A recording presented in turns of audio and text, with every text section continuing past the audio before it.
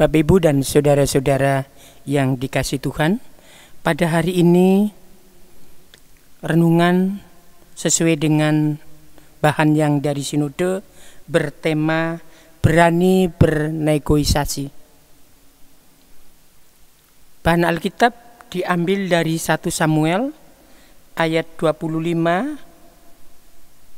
1 Samuel 25 ayat 2 sampai ayat yang ke-35.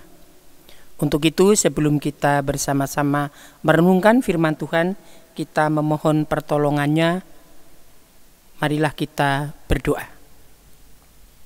Bapa kami dalam surga, pada hari ini kami sujud di hadapan-Mu dan juga bersyukur karena sampai saat ini kami dalam keadaan baik.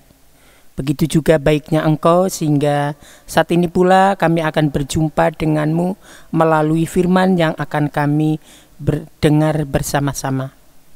Untuk itu kami mengundang Engkau untuk hadir di tengah-tengah kami, membuka hati dan pikiran kami, sehingga firman yang kami dengar boleh kami renungkan, kami pahami, dan juga Engkaulah yang memampukan kami untuk melakukan perintah-Mu itu di dalam kehidupan kami sehari-hari. Begitu juga hamba-Mu yang akan menyampaikan firman, urapi secara khusus agar apa yang disampaikan berasal dari-Mu dan mendatangkan sukacita dan berkat rohani bagi kami. Bapa dalam surga, kami juga menyadari begitu lemahnya diri kami, begitu mudahnya kami tersesat bagaikan domba. Untuk itu ya Tuhan, ampunilah segala dosa dan kesalahan kami. Di dalam nama Tuhan Yesus, Juru Selamat kami yang hidup, kami berdoa dan mengucap syukur. Amin. 1 Samuel 25 ayat 2 sampai ayat yang ke-35. Saya hanya membacakan ayat-ayat yang penting bagi kita semua. Tanyakanlah kepada orang-orangmu, mereka tentu akan memberitahukan kepadamu. Sebab itu biarlah orang-orang ini mendapat belas kasihanmu. Bukankah kami ini datang pada hari raya? Berikanlah kepada hamba-hambamu ini dan kepada anakmu Daud apa yang ada padamu. Ketika orang-orang Daud sampai ke sana, berkatalah mereka kepada Nabal atas nama Daud, tepat seperti yang dikatakan kepada mereka, kemudian mereka menanti. Tetapi Nabal menjawab, anak buah Daud itu, katanya, siapakah Daud? Siapakah anak Isai itu? Pada waktu sekarang ini ada banyak hamba-hamba yang lari dari tuannya. Masakan aku mengambil rotiku, air minumku, dan hewan bantean yang kubante bagi orang-orang pengguntingku untuk memberikannya kepada orang-orang yang aku tindak, atau dari mana mereka datang. Bapak, Ibu, dan saudara-saudara yang dikasihi Tuhan, saat itu Daud berkemah di Karmel. Mereka berkemah di sini karena Daud dikejar-kejar oleh Raja Saul untuk dibunuh. Sampailah Daud dengan anak buahnya di Karmel. Daud begitu baik, Daud begitu setia kepada Tuhan. Ini terbukti ketika dirinya dengan pasukannya ada di Karmel. Ia tidak mengganggu peternak-peternak, gembala-gembala Nabal. Bahkan Daud melindungi mereka. Jangankan 10-20 domba atau kambing yang diambil Daud sebagai makanan untuk pasukannya, satu pun tidak ada yang diambil oleh Daud. Sehingga gembala-gembala Nabal merasa dilindungi, seperti ada tembok yang melindungi mereka. Pada saat Nabal panen, dalam arti panen di sini bukan seperti panen gandum atau panen padi di Indonesia, tapi panen di sini adalah saat pengguntingan bulu-bulu domba, bulu-bulu kambing. Itu panen raya, di mana bulu-bulu itu bisa dijual, bisa ditukar dengan berbagai makanan, dari ditukar dengan berbagai perhiasan, baju dan sebagainya. Daud mengutus kepada teman-temannya 10 orang untuk datang ke Nabal memohon dikasih dengan sukarela oleh Nabal. Tapi apa yang terjadi? Ketika hal ini disampaikan kepada Nabal justru menjawab dengan ketus, menjawab dengan tidak benar. Mereka tidak merasa bahwa selama ini dilindungi oleh Daud. Nabal berbicara kepada utusannya, siapakah Daud? Siapakah anak Isai itu? Pada waktu sekarang ini ada banyak hamba-hamba yang lari dari tuannya. Masakan aku mengambil rotiku, air minumku, bahkan kambing-kambing bantean yang diberikan nanti kepada para penggunting bulu-bulu domba itu. Intinya Nabal dengan congkaknya, dengan sombongnya, dengan marahnya menjawab utusan Daud yang sebenarnya ditunjukkan kepada Daud.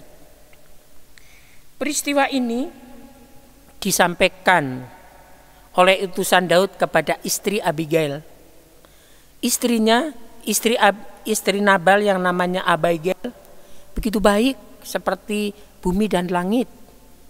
Kalau suaminya orangnya begitu sombong, congkak, pelit, jahat, tapi istrinya begitu baik, begitu bijaksana. Wajah dan hatinya sama. Ya. Di dalam Alkitab dikatakan bahwa Abigail seorang perempuan yang cantik dan juga bijaksana. Maka ketika Abigail mendengar peristiwa ini, permasalahan ini, ia sangat terkejut. Sangat terkejut. Untuk itu Abigail memberanikan diri untuk datang kepada Daud. Ia tidak memberitahukan dulu kehendaknya yang akan menemani Daud kepada suaminya. Karena apa?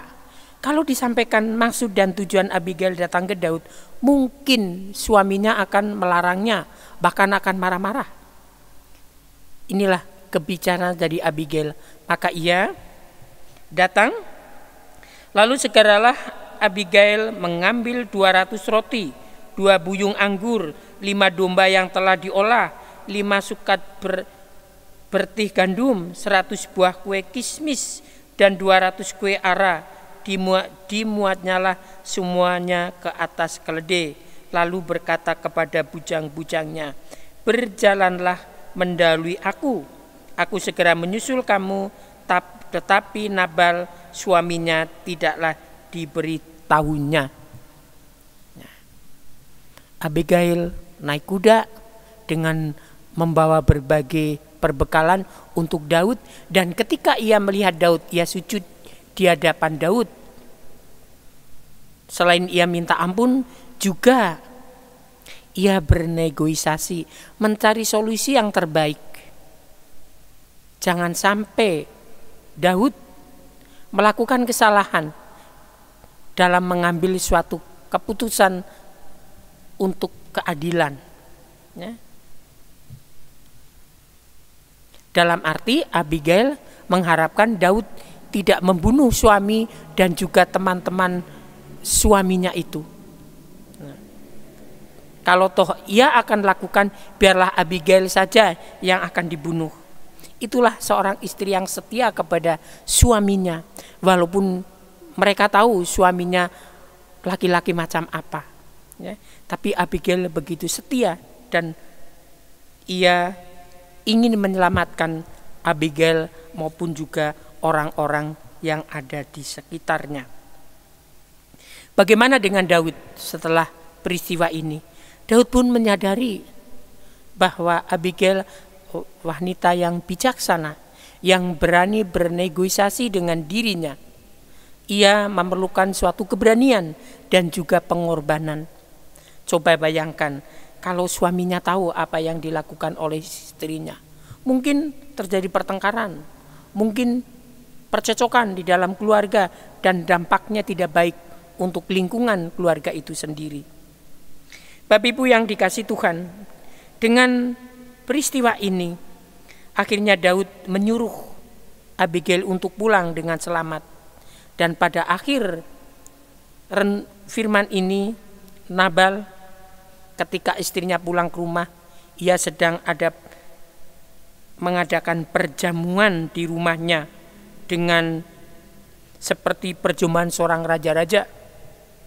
Nabal sampai mabok sehingga peristiwa bertemu dengan Daud tidak disampaikan kepada suaminya saat itu.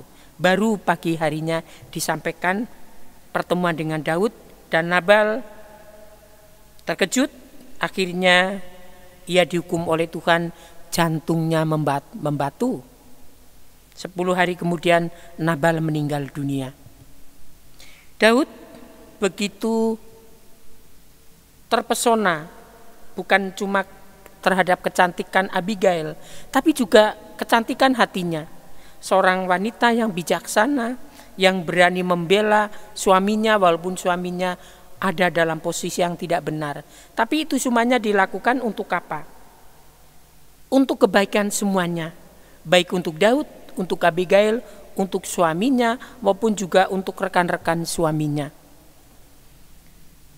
Abigail akhirnya diambil istri oleh Daud. Bapak, Ibu, dan saudara-saudara yang dikasihi Tuhan, dengan renungan ini, firman ini mengajak saya dan saudara untuk saat ini, untuk berani untuk bernegosiasi. Demi apa? Demi kebaikan semuanya. Walaupun memang memerlukan suatu keberanian dan juga pengorbanan. Saya sering ke pasar maupun ke pengkolan melihat ibu-ibu begitu senangnya tawar-menawar dengan para pedagang. Ya, menawar dagangannya, harganya. Ya, ia memperjuangkan apa yang baik bagi dirinya dan mungkin juga bagi orang lain. Ya, mereka tawar-menawar. Memang ada sebagian ibu-ibu maupun bapak-bapak yang malas untuk bernegosiasi. Mereka lebih senang untuk membeli sesuatu yang sudah ada label harganya. Nah, untuk itu kita juga harus berani meneladanin apa yang dilakukan oleh Abigail. Ya. Di satu pihak ia mencegah kejahatan dibalas dengan kejahatan.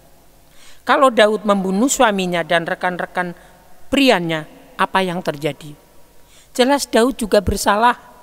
Apa bedanya Daud dengan Nabal kalau dilakukan itu oleh Daud? Jadi sama saja. Nah, kalau Daud membunuh mereka, walaupun pada waktu itu Daud ada dalam posisi yang benar, tapi ketika ia membunuh Nabal dan juga rekan-rekannya, apa bedanya dengan apa yang dilakukan oleh Nabal? Istilah sekarang jeruk makan jeruk. Untuk inilah Abigail bertindak dengan cepat, dengan penuh kebijaksanaan. Ia mencegah orang lain untuk membalas kejahatan dengan kejahatan, tapi kejahatan dengan kebaikan, kejahatan dengan kasih. Bapak, Ibu, dan saudara-saudara yang dikasihi Tuhan, pada saat ini kita mengalami suatu dilema yang cukup panjang, yang melalahkan jiwa, tenaga batin, dan juga yang menguras batin kita dengan adanya COVID-19. Pasti masalah, problem hidup semakin bertambah dari hari ke hari. Belum kita menghadapi suatu kekhawatiran, kecemasan, ketakutan, dan kebimbangan karena COVID-19 belum berakhir sampai hari ini. Untuk itu biarlah kita seperti Abigail selalu berani bernegosiasi, bukan dengan orang lain, tapi juga belajar untuk bernegosiasi dengan diri sendiri. Dalam arti belajar berdamai dengan diri sendiri kalau mau menghadapi suatu masalah, baik masalah di dalam keluarga, di dalam dunia pekerjaan, maupun masalah lain di mana kita melangkah, di mana kita bernafas, dan di mana kita berkarya. Sertakanlah Tuhan, seperti Abigail juga menyertakan Tuhan seperti apa yang akan saya baca. Oleh sebab itu Tuanku, demi Tuhan yang hidup dan demi hidupmu yang dicegah Tuhan daripada melakukan hutang darah, daripada bertindak sendiri dalam mencari keadilan, biarlah menjadi sama seperti Nabal musuhmu dan orang yang bermaksud jahat terhadap Tuanku. Di sini Abigail selalu membawa nama Tuhan. Jangan sampai seperti Nabal atau orang-orang yang jahat. Daud adalah hamba Tuhan, pilihan Tuhan yang kelak akan menjadi raja di Israel. Berangkat dari ini semuanya, kita dihadapkan terhadap suatu tantangan daripada Tuhan untuk saat ini. Beranikah kita untuk berdamai dengan diri sendiri, berdamai dengan orang lain, manakala menghadapi suatu masalah, sehingga solusi yang kita ambil adalah solusi yang tepat, yang mendatangkan damai sejahtera bagi sesamanya, seperti apa yang difirmankan atau diajarkan oleh Tuhan Yesus kepada murid-muridnya dan juga kepada kita semua saat ini. Akan saya bacakan Matius 5 ayat yang ke-38. Kamu telah mendengar firman, mata ganti mata dan gigi ganti gigi. Tetapi aku berkata kepadamu, janganlah kamu melawan orang yang berbuat jahat kepadamu, melainkan siapapun yang menampar pipi kananmu, berilah juga kepadanya pipi kirimu. Sampai di sini firman Tuhan, renungan Tuhan. Biarlah dengan Roh Kudus menguatkan kita, membimbing kita, dan juga memberi jalan agar kita melakukan apa yang benar di hadapan Tuhan dan sesamanya, sehingga kami layak disebut sebagai anak-anak Tuhan. Amin. Mari kita berdoa. Bapa dalam surga, kami menyadari bahwa diri kami begitu lemahnya. Kami sering terbawa emosi, kami mudah marah-marah, mudah tersinggung, dan juga terkadang tidak melihat sebab dan akibat terlebih dahulu, tapi kami melakukan tindakan-tindakan yang kurang bijaksana. Biarlah firman yang kami dengar pada saat ini membuka hati dan pikiran kami agar kami penuh dengan bijak. Seperti apa yang kau firmankan kepada kami, kalau engkau ditampar pipi kirimu, berilah pipi kananmu. Atau sebaliknya, kalau engkau ditampar pipi kananmu, berilah pipi kirimu. Artinya kita harus memaafkan tindakan mereka ya Tuhan. Terima kasih atas bimbingan-Mu ini, dan biarlah ya Tuhan kami mampu menghadapi suatu masalah, kendala, problem yang menghampiri diri kami. Biarlah Roh-Mu yang kudus membimbing ini semuanya, sehingga dengan bijak kami boleh memberi solusi yang terbaik bagi kehidupan ini. Bapa dalam surga, kami juga berdoa agar Engkau membimbing kami, menerangi kami, dan sekaligus melindungi diri kami, sehingga kami ada dalam keadaan sehat, dijauhkan dari segala sakit penyakit, mara bahaya, celaka, musibah, dan jauhkanlah dari orang-orang jahat. Kami yakin Tuhan, Engkau bukan hanya sebagai tabib kami, tapi Engkau juga sebagai batu gunung keselamatanku. Engkau akan menyelamatkan kami. Kami serahkan hidup dan kehidupan kami sepanjang hari ini, biarlah boleh kami lalui dengan baik dan benar. Ampunilah dosa kami ya Tuhan, dalam nama-Mu yang agung, Juru Selamat kami Yesus Kristus, kami berdoa. Amin.